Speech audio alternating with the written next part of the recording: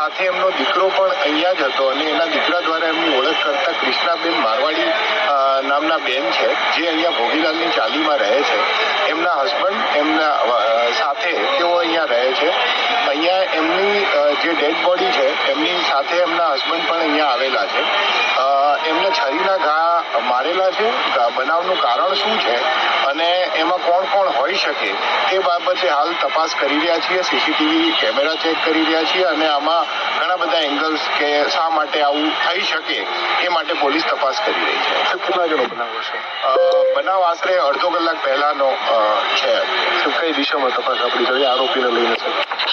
આરોપીને શોધવા માટે અત્યારે અમે સીસીટીવી જોઈ રહ્યા છીએ. બેનના જે કોલ ડિટેલ્સ છે એમને જોઈ રહ્યા છીએ. આ એક એવી જગ્યા છે કે જ્યાં પ્રેમી પંખીડાઓ વધારે આવતા હોય એ પણ એક એંગલથી અમે તપાસ કરી રહ્યા છીએ. પારિવારિક ઝઘડો હોય તો એ પણ એંગલથી તપાસ કરી રહ્યા છીએ. એટલે તપાસનો વિષય છે, પરંતુ અમે જલ્દીથી આ ગુનો ઉકેલી નાખીશું. કોણ મૃતક છે, કોણ